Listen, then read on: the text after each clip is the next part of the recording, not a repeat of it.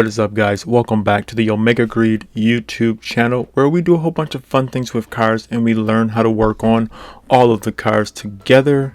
And well, yeah, today the title, I guess it says it all, as you guys may know. Well, I guess you guys don't know yet, obviously. I did trade in my 2017 Dodge Challenger RT.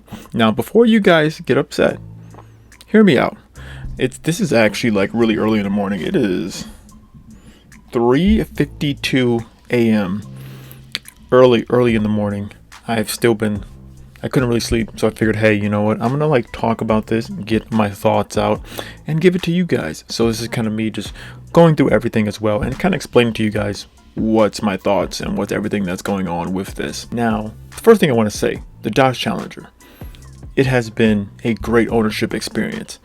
I still have it currently. I'm going to be in like 2 days or like another day. I'm going to have it for another full day or 2 more days. So I'm going to do a summary video before it officially gets traded in. But I have everything in like all the paperwork, everything's written up. So it will be gone in 2 days. But the car has been a great car. It's been honestly the best car I have ever owned, and it's been an absolute blast. I love the way it looks. I love the way it sounds. I love the way it just is. The attitude of the car. Honestly, I love mostly everything about it. It is a great car, and yeah, like honestly, like I couldn't have asked for a better car at the time. It was pretty much what I was looking for, and like I really enjoyed it, and I really did. But here's the thing. As car enthusiasts, people like this, we don't always do the things like what normal people would do. You know what I mean? Like a normal person, they'll be like, yeah, it's a great car. Why would I want to get rid of it? Why would I want to change it up? For me, which I kind of alluded to this in some of my other videos before when I bought the Miata, I was like, oh, I can buy the Miata because I can do mods to that much, more easily and like cheaply, and if something breaks or something like this happens, it's not that big of a deal. I'm not like, destroying the value of the car. Because with the Challenger, yeah, I could do smaller things, but the power gains that I would have had, to me, it was hard to justify into doing those type of mods, if that makes sense. Just to do a tune or anything like that, you have to completely swap out the PCM, and I don't know. There's a higher tax to, or the Mopar tax to even gain a lot of power out of it. I mean, because from the factory, it's pretty stout, but this is, my car was the 5.7, not the 6.4, so you were limited there. I mean, there's a lot of bolt-on things you could do, but without like a proper tune and everything like that, it's just depending on like power to like cost ratio. And then with that, my biggest thing was, if I want to sell it ever, bring it back to stock and like doing all this other stuff, it would have been kind of harder for me to sell it if I ever wanted to. So that's the reason why I didn't really go extremely hard or much more with the mods with it, if that makes sense. Don't get me wrong, I thought about it. I really did. And I was kind of in that process of, I was kind of thinking of. I was like, either I trade it in or I'm going to modify it even more. That was kind of like my crossing point, or my like what I was thinking of, what I was going to do with the vehicle. And yeah, and I do feel like as car enthusiasts, like to this kind of degree, I feel like, and I've heard other people say this, I feel like we're more of a steward or like a watcher over the car, because we kind of have it for a period of time. We enjoy it, have fun with it, and then once we feel like it's time for us to let it go, we let someone else enjoy it. Similarly, what I did to the Jeep. I enjoyed it, had fun with it, and when it was time, I felt like it was time to let that go. Let someone else enjoy it. Have fun with it. I drove it around. I did a lot of stuff with it, and I really enjoyed it a lot. And it just came to the point where I was like, okay, it's time to let someone else enjoy it and have fun with it. So yeah, that's kind of where my mindset was with the Dodge Challenger as well. Oh, I know you guys are probably wondering, what in the world did I trade the Challenger in for, right? Well, I won't tell you exactly yet, because obviously I got to build up some hype for it, you know what I mean? My thing was, and here's the thing, granted, I bought my car relatively cheap. I would say, like, when I bought my car, I did a lot of searching for the Challenger. I did a lot of searching. I waited until I found the right deal. Like, I found a dealership. They had one on their lot that was sitting there for months, and it was November, I believe, because it was right around my birthday, and it was cold, starting to snow. I remember I went to go test drive it. It started snowing. I was like, oh, this is perfect. The dealership, I got my car for a pretty good price. I would say that. If you're a car enthusiast, you look at cars, you see what's up, you kind of look at the values. My thing is, though, the Challenger right now, no idea why. I think because it's summer, and I think because of everything coming out of COVID, the used car market right now just blowing up, in like a good way. The values on the RTs, like, just went up, like, significantly. And I've been looking. I've been looking at values of the car for like a while, and like seeing like, okay, when's the best time if I want to make a move? I was gonna wait a little bit, but one of my halo cars, one of my dream cars, this was the car I wanted even before I got the Challenger. This was the car I really wanted, and I saw this for sale at a place. It was actually like about 3 hours away. It was priced right. It seemed like a good deal. Seemed, fairly clean, and it seemed like right. So, I contacted the dealership. See, like, hey, what's up? I was looking at your car, looking at doing a trade-in, and they gave me a trade-in value of my car, like sight unseen, just a quick trade-in value. And let me just say this: the trade-in value of my Challenger was, I think it's only like right now, like $1,500 cheaper or $1,500 less than what I bought the car for. And that was over a year and a half ago.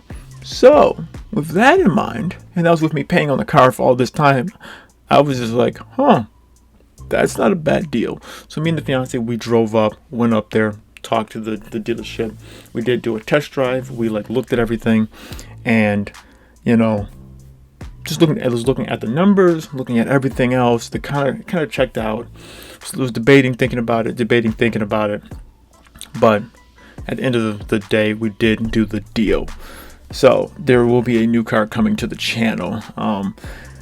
That's what I mean. I don't know. Right now, RT values, they seem to have gone up. I'm not sure if that's good or bad. If you're in the market for them right now, I would probably wait until like winter time, because that's what I did, and I got a really good deal on my car just when they can't sell them. But yeah, like right now they're like selling like relatively high for even like a 2017 is selling relatively high.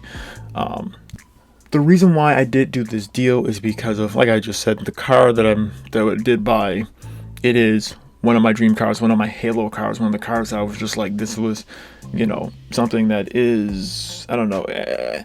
Trust me, if you guys like the Challenger and like all the other type of content, car content, you guys would definitely like this.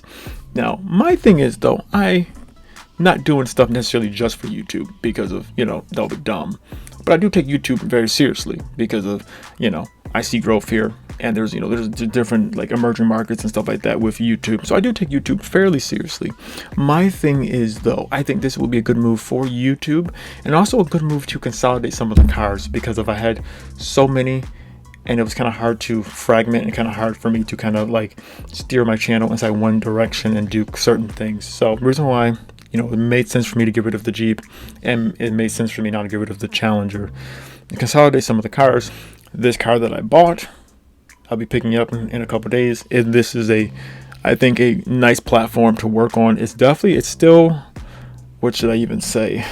I'll say this: it's definitely faster than the Challenger for sure.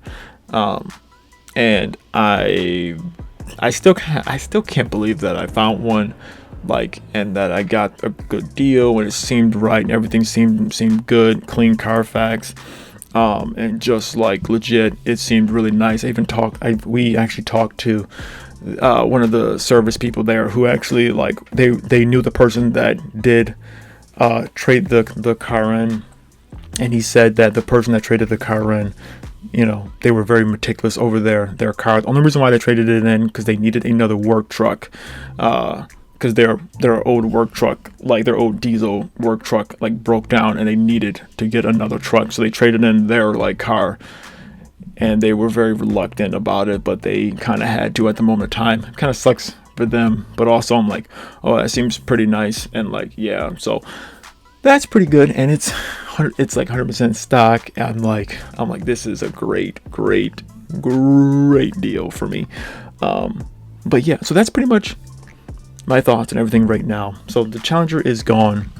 I will do a final video when I drive it to the place. It's going to be a nice long drive there, which actually that's what I did do while I was driving the car to that place, to the dealership.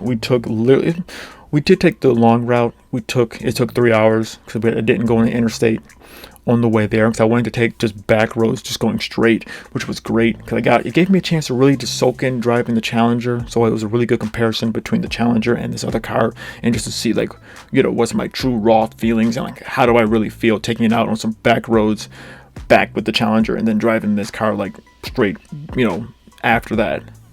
And yeah, I can say I was a little bit nervous that the car wouldn't live up to my expectations, but it did.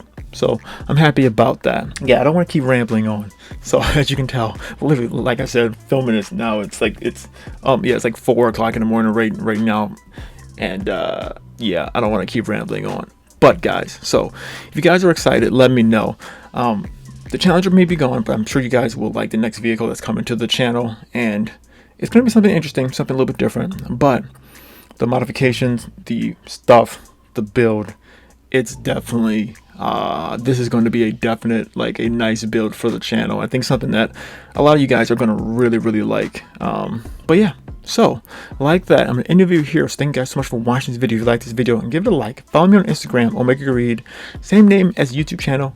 I have content on there that's going to be going up before it's posted to YouTube. So if you want more hints and stuff like that, you will see it on my Instagram page. Also, go to the website geekswithcars.com. I have merch if you want to shop it. I have some hoodies and stuff like that, and actually, because I have some of the hoodies, they actually are like really good quality. So if you want to check it out, you can go to the website geekswithcars.com. Up in the menu screen, if you go to the my merch, you can look at the merch. You can check it out if you want to. But like that, guys, we're out of here, and we will see you guys in the next video. See ya.